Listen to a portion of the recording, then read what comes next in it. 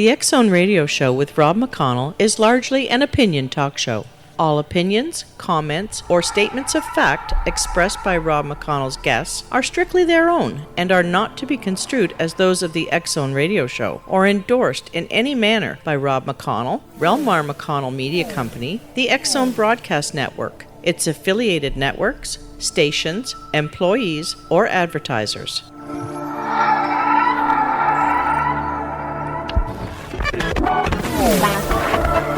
The X-Zone Radio.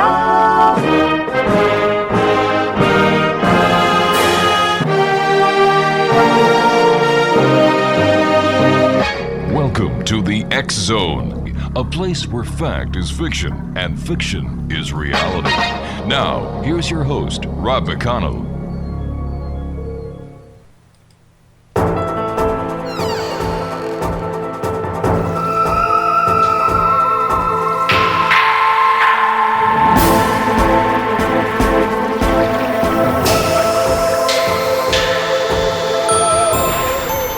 And good evening, one and all, and welcome to the X-Zone. My name is Rob McConnell, and we're coming to you from our broadcast center in Hamilton, Ontario, Canada.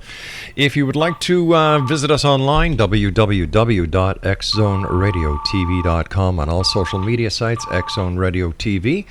And you can always listen to us 7/24/365 at www.xzoneradiotv.com. My guest this hour is Preston Dennett, and Preston began investigating UFOs and the paranormal when he was discovering that his family, friends, and coworkers were having dramatic, unexplained encounters. And Preston, tell us more about what got you into the UFO scenarios. Yeah, I was really skeptical, actually. Did not believe in UFOs really at all. Heard about a sighting on the news in 1986, about a sighting over Alaska. And didn't believe it, but made the mistake of kind of asking my family, friends, and coworkers what they thought of this pilot. And yeah, got a real shock. Found out a lot of people I knew were having really amazing encounters. And that really shook me up. Was not good news. Now, Preston, have you yourself ever had your own experience? You know, I have. Not until I started investigating this stuff. But almost immediately after I started really getting to UFOs, going down to the meetings and subscribing to magazines and interviewing people. Right. I started going out to the fields that people said that they were seeing them, the places, hot spots, and yeah, I started to see stuff. I've had a number of sightings over the years of unexplained lights, and a few that were much more than that, I think. Preston, over the years, you've written books entitled UFOs over Arizona, Not From Here, Volume 1 and 2, UFOs over Nebraska, UFOs over Mexico, Ghosts of Greater Los Angeles, Bigfoot, Yeti, and Other Ape Men, UFOs over New York, Aliens and UFOs, the Concordo Island UFO Incident, Human Levitation, Supernatural California, UFOs over California, and just to name a few. Why do you think there is still, here we are in the year 2016, so much enthusiasm, so much interest in the UFO phenomenon? Yeah, it's interesting, isn't it? It continues to be one of the most popular subjects on the internet, and always there's a TV show or two going on about this. It's a mystery. It's a really persistent and perplexing mystery that's sort of really elusive. It's hard to solve. We don't know where these guys are coming from. It's perplexing to say the least. Yeah, and there's a lot to it. I mean, as the number of witnesses grow, as the amount of evidence continues to grow, it becomes a more and more kind of volatile situation. If there's a cover-up, and I think there is, that's another whole area of UFO research that's really volatile and changing right now. You know, based on the experience that you have had talking to UFO witnesses, having experienced one yourself, is there a common thread between the type of people that have these experiences, or is it a wide spectrum?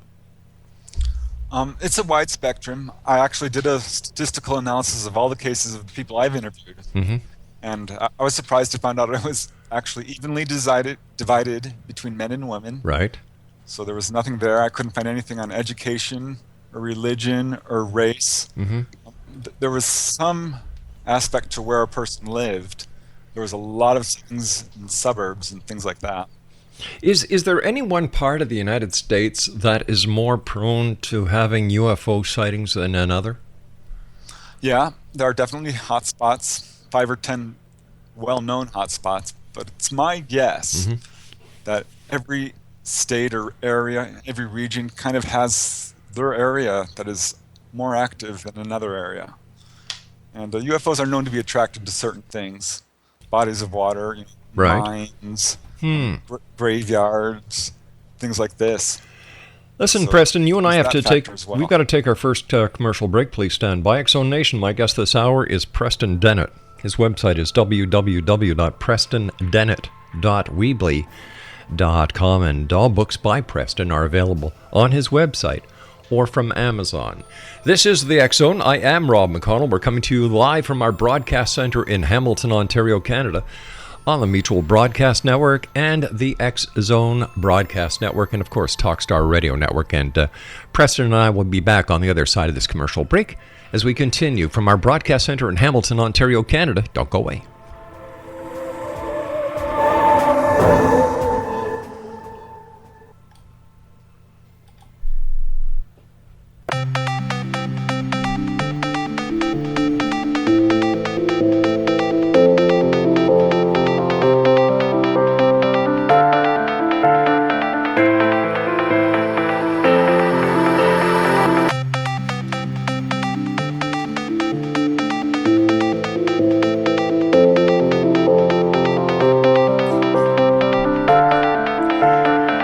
Welcome back, everyone. Preston Dennett is our guest this hour, and his website is www.prestondennett.weebly.com. Years ago, Preston, when you and I first started talking many years ago, alien abductions were talked about. Cattle mutilation were talked about. Alien abductions were talked about. Chupacabra were talked about. It seems that there are certain areas of the UFO phenomenon that have kind of cool themselves down. For example, do you still get reports of cattle mutilation and alien abductions? Cattle mutilations, not so much. I've never really gotten a whole lot of those. I guess, here in Southern California, don't have a whole lot of cattle fields and stuff like that. And but as far as abductions, yeah, I still get them. They kind of trickle down to me. I don't get them immediately fresh, a lot, but maybe a year or two after they happened, people find their way to me. Right. And actually, just recently, a couple of months ago, I had a lady calling me, and she was having a lot of experiences. Really? And I helped her through them. How did you help her through them? That's very interesting because I remember people having a problem finding people that they could talk to. Look, for example, you and I were talking before we went there about the Travis Walton case, and he had problems finding credible people that there was one group that kind of led him down the garden path to go see a doctor who really wasn't a medical doctor. He was a hypnotist, and then that entire scenario put a lot of doubt in his mind. Thankfully, he was able to get a hold of the right doctors, and that is one of the most famous cases in any UFO circle. But how did you help this lady? Well, she had a lot of fear. Yeah. She had no idea what was happening to her and wanted to know if other people had had these types of experiences and things like this. I get a lot of contacts like that. One couple, they had lost their baby as a result of a UFO encounter. Oh, they had no. Missing fetus syndrome. And had contacted a number of UFO researchers who were really just interested in their story and not so much helping them. So that's always my first priority, of course, because some of these people are really traumatized. Yeah. Who can people go to, who have these experiences? And these experiences are nothing new. Are there trained medical doctors now? Are there trained psychiatrists? Are there members of the scientific community where people can go? Like, I'm taking nothing away from you, Preston, because you've got a lot of experience when it comes to this. But let's say people don't know about Preston Dennett. How do they go to the right people? who will not just take their story to bastardize them through the tabloids. Right. Well, it's hit and miss. I mean, you can contact MUFON, and they can often refer you to somebody.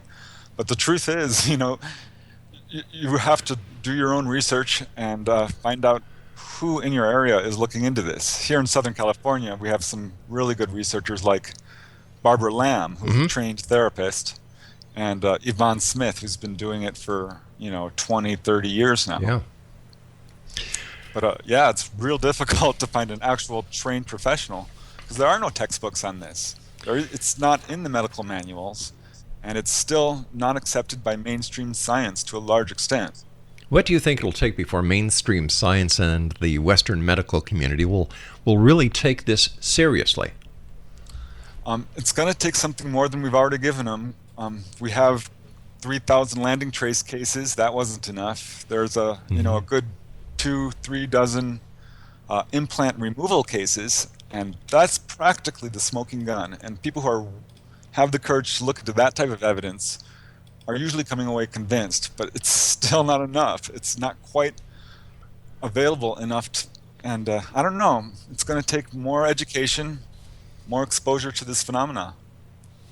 More exposure, my goodness. If there's a conspiracy and cover-up in place, how can that exposure get out so that the people who need the awareness and the knowledge to treat these people who are being traumatized will get the recognition? Well, we have a problem with the media.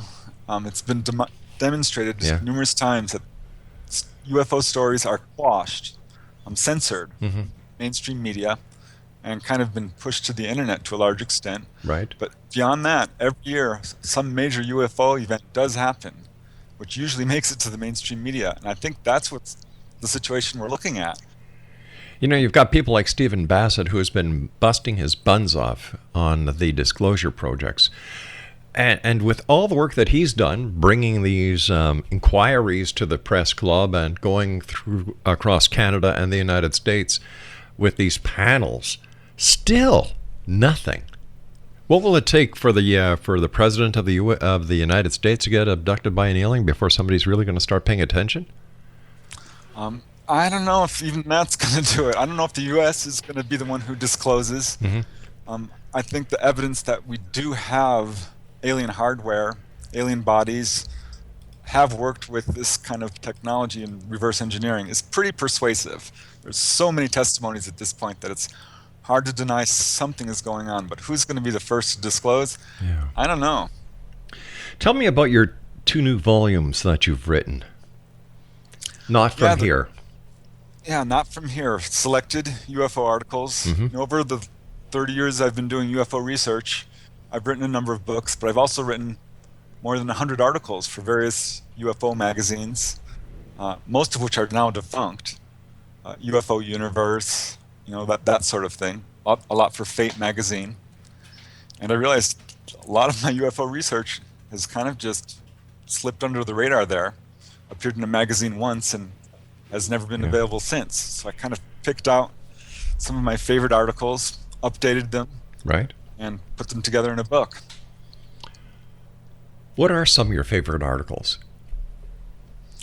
Oh, it's really hard to choose, but I ended up picking some that, from my older research, some more current. I wanted to give a whole overview of the phenomena, but I'm going to say one of my favorites is a phone call from an alien. Wait a sec, hold on here. A phone call from an alien. Are we talking about somebody from Mexico who went into the States illegally, or are we talking about E.T. out there? We're talking about E.T. phoning home. Talk about a long-distance call on your cell phone. Holy cow. Tell me about it. Yeah, and I know how it sounds. It's crazy. But there's a number of cases now coming from pretty credible researchers. Betty Andreasen. Her case is really well known and was investigated thoroughly by Ray Fowler. And great case. She received a number of these strange phone calls, often which came on the same day. And there'd be these high-pitched voices speaking in this kind of unknown language, lots of L's and K's and things like this. And she thought it was the ETs. And this happened as well to Debbie Jordan of Bud Hopkins' client. Right. Whitley Strieber had a case like this. John Keel, he was an early researcher, talked about a lot of these types of cases. And I investigated some cases myself with the same bizarre thing. I still can't get over that you actually received a phone call from an alien somewhere out in outer space. Was there any way? What was the conversation? I didn't, but people who have often those. One of the messages: "Do not be afraid. We won't hurt you." One gentleman I talked to, he was having abductions, and was having these strange phone calls. They'd often come on the same day, and one day he's driving down the road. He sees this globe of light. This is what he always saw before an abduction would happen, and this is when his phone rang, and he looked at the display. It said unknown number or no number, and he ended up answering it, and there was a voice on it, and it said, "The time is near. We are coming," and it was them. And he slammed the phone down. He had heard their voices in his mind. They would also give him kind of a telepathic warning.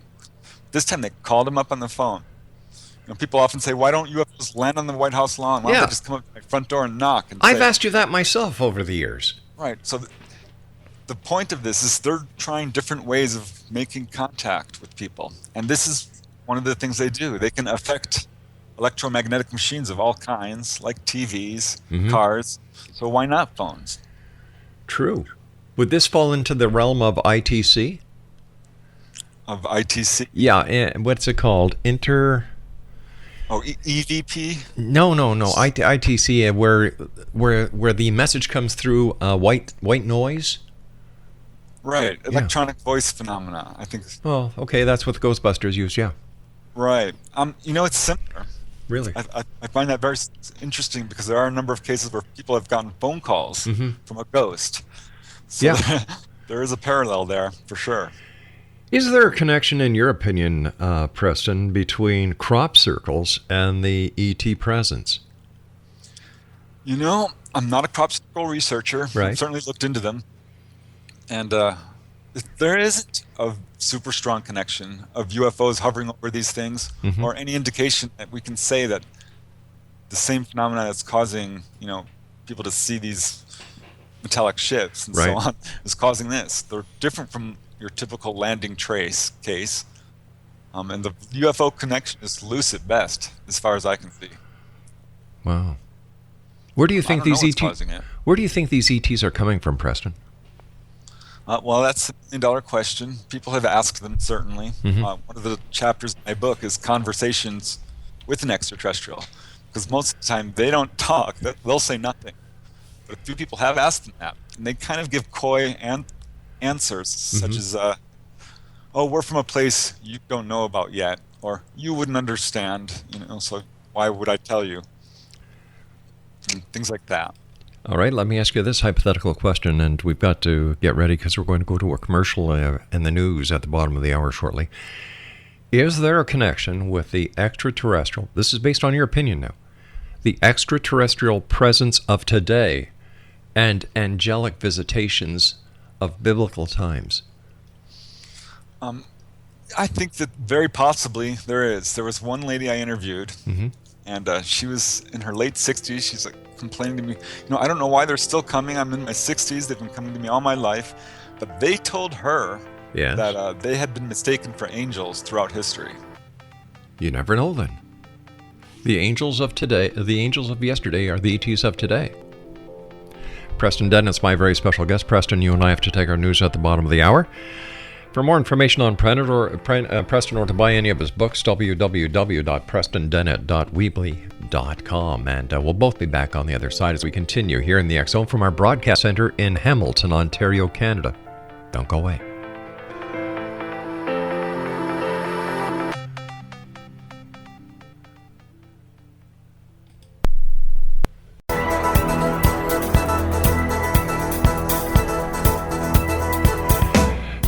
Welcome back, everyone. Whether you're a skeptic or a believer, you are listening to the X Zone radio show with yours truly, Rob McConnell, from our broadcast center in Hamilton, Ontario, Canada, on the Mutual Broadcast Network, and our own network, the X-Zone Broadcast Network and Talkstar Radio Network. If you'd like to send me an email, I love getting your emails. Xzone at xzoneradiotv.com. On all social media sites, we are X-Zone Radio TV. And you can visit our website to find out what we've done in the past, what we're doing now, and where we hope to be in the future at www.xzoneradio.com. Preston Dennett is my special guest, and Preston is a good friend of the X-Zone Radio Show. Preston has been on with us, oh my gosh, how many years now, Preston? We figure about 20 years we've been talking to you.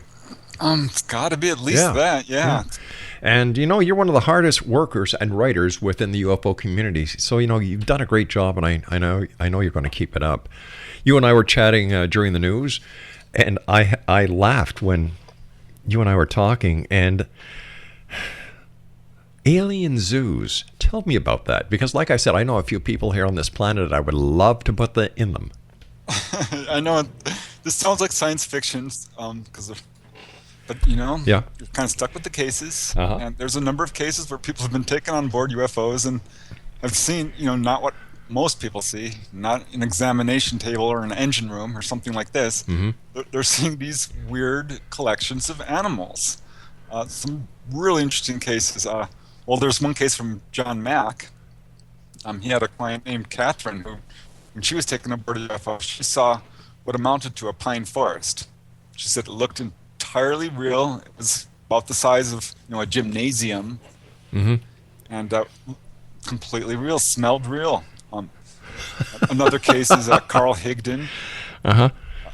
He was out there hunting elk. Yes. When he had an encounter in which he was taken on board, and once on board he saw that the ETs had abducted the elk as well. Now, a lot of these are cases where people are seeing human animals, but there are cases where people have been taken on board. There's an Oregon case. A whole family had an experience, the Twiggs family, where they said they were taken on board and saw animals not from Earth, you know, from another place, not from here, certainly. And there's a few other cases like that. Another real estate broker, Katerina, she wrote a book about her experiences where she also saw all these strange animals that were definitely not from around here. I've talked to a few witnesses myself who've had that experience, were shown animals. Now, tell me, Preston, in today's society, everyone has a cell phone that has a camera in it. Have there been any people who have been abducted who have had their cell phone with them and who have taken pictures of what appears on board? No, but I think it's coming. At least it's not as far as I know. Right. No one's done this, and it's kind of surprising, but kind of not. Because in a sense, when people are taken on board, they're often not given a whole lot of freedom. It kind of depends on the experience. Each experience is individual. But no one's been able to do that. They've certainly been able to take pictures of UFOs in the sky. Very few cases of UFOs photographed landing. Almost no cases, you know, that are credible of aliens, and none of onboard experiences. Exonation, Preston Dennett is our guest. www.prestondennett.weebly.com, and all of Preston's books are available on his website or Amazon.com. I understand that there have been UFOs that have been sighted over graveyards. Right. Tell me about this one. Yeah, this is another weird pattern that really surprised me. I first heard about this from a West Virginia case where these UFOs were appearing over a cemetery with such regularity that the local people were actually able to predict it and were going out there on UFO stakeouts. And they noticed that these UFOs were targeting freshly dug graves. Now, when I heard about this case, I started examining other cases. Raymond Fowler had uncovered cases like this, J. Allen Hynek. Right. And there was a whole slew of cases where these UFOs are hovering directly over graveyards. Now, do they actually disturb the grave, or is it just that they're hovering over? No, yeah, they're actually disturbing them. There's several cases where people have gone there and they've seen weird marks on the ground. And no one's actually, exhumed a grave that's been supposedly tampered with, as far as I know. But yeah, a number of cases with landing trace type evidence. There's one really interesting case where a young couple was driving by just to enjoy the newly fallen snow. Mm-hmm. And they're going up to this graveyard. This is from a Jalen Hynek's case, I believe. And there's this weird fog over the graveyard, and there's this object hovering over it.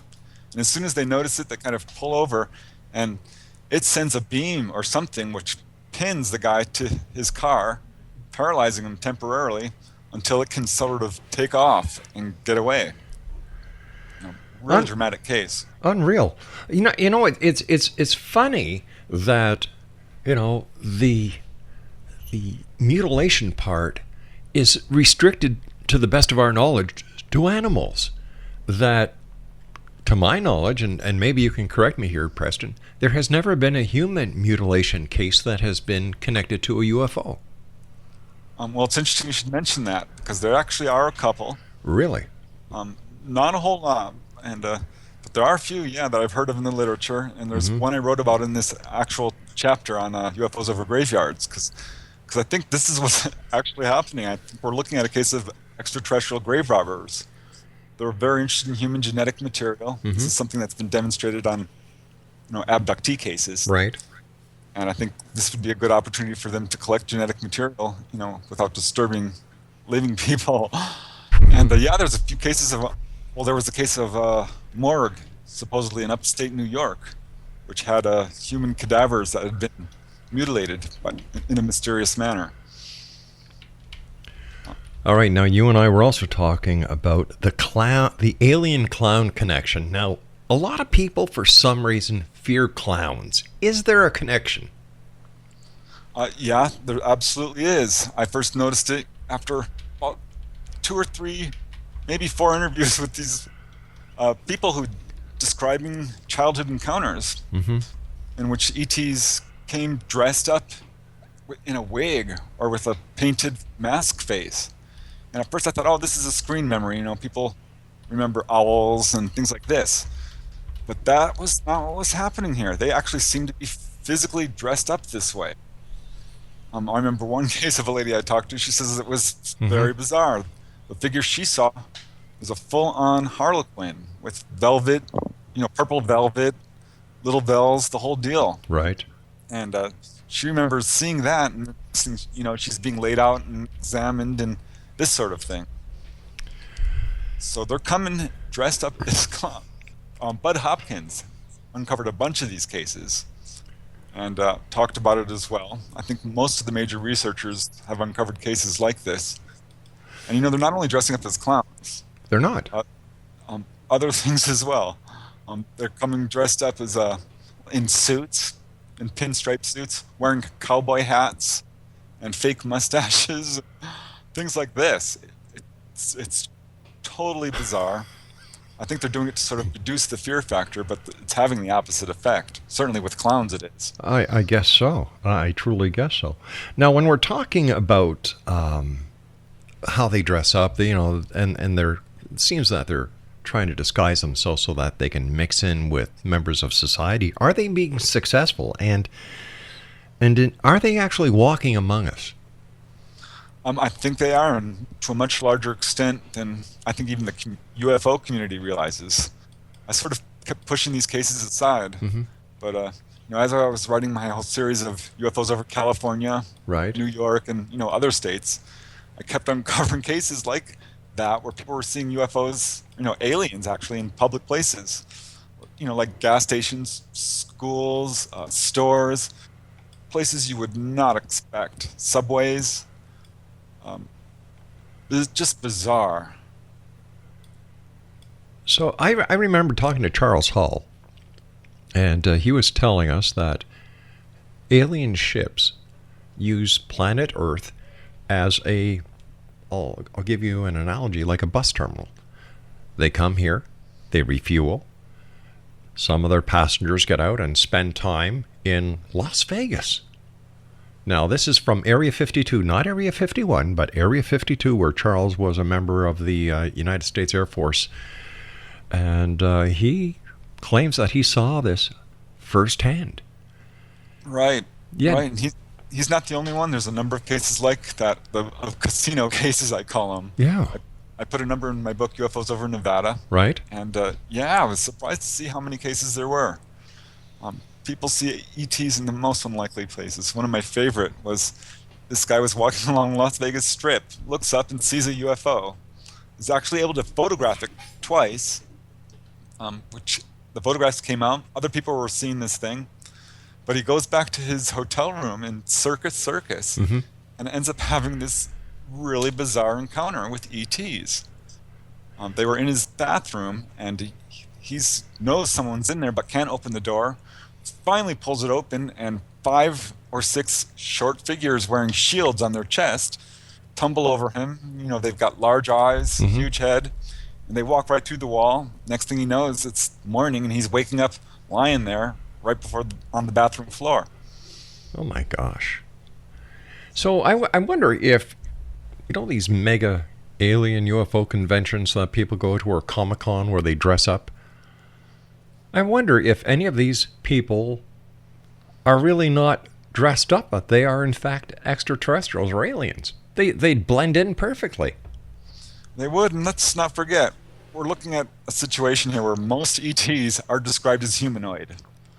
The Greys, they would probably be easily recognizable as different. But there's a lot of cases where people are seeing very human-looking ETs, or almost human, who could, if they wore sunglasses and a hat, right? They're there, and that's the reports we're actually getting. That makes you wonder, doesn't it? Like maybe E.T. never left home. But what about people who say that they encounter reptilians, they encounter the praying mantis type of extraterrestrial? Are these figments of their imagination? Or do you think that it is possible that we could actually be visited by multiple species? Well, in my own research, yeah, I can certainly speak to that, is mostly some variation of the gray. I've gotten very few reptilian, 1, 2, 3, not a whole lot really at all. Right. And yes, the praying mantis is another very strong category. And beyond that, there's sort of another kind of catch-all category of short humanoids or robotic-like things. And kind of a whole ET parade, which is very hard to classify and pin down. So it's hard to say, but yeah, at least those, the Greys and the reptilians and the praying mantis type, certainly. We're dealing with those, absolutely.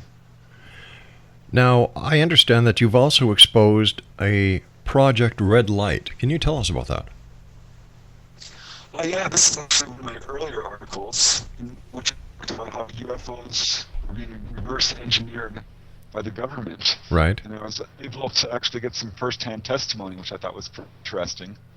The guys wouldn't speak to me firsthand. They were too about security. But it was an interesting story that I told. He said that he received very high scores on the SAT, which caused the government to pay attention. They wanted to hire him to do some classified research, which he agreed to do.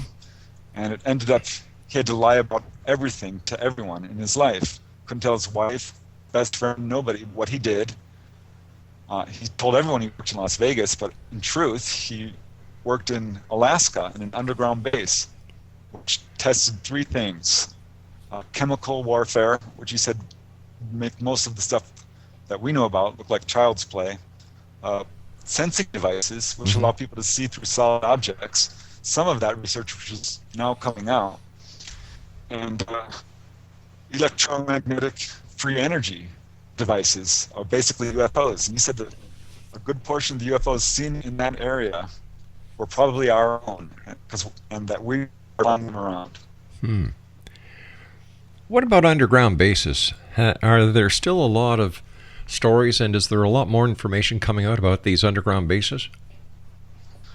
There's some. The research I've done in that area, just some sort of undersea base, maybe underground base in the Santa Catalina Channel. And I have to tell you, I've got a lot of reports of that, and a number of people who say they've not been abducted to a ship, but down into what appears to be an underground base. But that's the extent of my own research. I know a number of other people have done research into this area, and I do think that there are a lot of military bases underground. As far as underground ET bases, no one's been able to point to one and say, this is it. We're having a little bit of a problem with the connection, Preston. Just letting you know that we are getting staggering feedback or information from you. So if I ask you a question over again, it's because we were having problems hearing you. We've got about a minute and a half before I have to go for my next break. And based on, once again, your research, your own understanding, what do you think the relationship between the ETs and humans are? I think it's a lot closer than people realize. The fact that, again, ETs look so much like us and appear to be interbreeding with us, well, I think this points to a very close relationship. And this is what some of the people that I've talked to have been told by the ETs, that we are basically them, that we are related to them in a direct way. So I think this really raises serious questions about human origins. Yeah. And kind of explains the fact or how ETs are interbreeding with us and why. Does this work into the scenario where pregnant ladies are returning from UFO encounters and they are minus their fetus? Exactly. And I got these sort of reports early on in my research, right away, back in the late 1980s. Right. Which was, right before Bud Hopkins published his second book, Intruders, which really outlined the whole theory. And so, yeah, I think it does take place. And that's part of it, absolutely. Fascinating times. This is the X Zone. I am Rob McConnell. My guest this hour is Preston Dennett. And his website is www.prestondennett.weebly.com. And all of Preston's books are available on his website or through Amazon.com. Preston, you and I have to take our final break for this hour. Please stand by. Great talking to you. And once again, congratulations on your work, my friend. Exonation, Preston Dennett and I return on the other side of this break as we continue investigating the world of the paranormal and the science of parapsychology. Where? Well, right here in the X Zone with yours truly, Rob McConnell from our broadcast center in Hamilton, Ontario, Canada. Don't go away.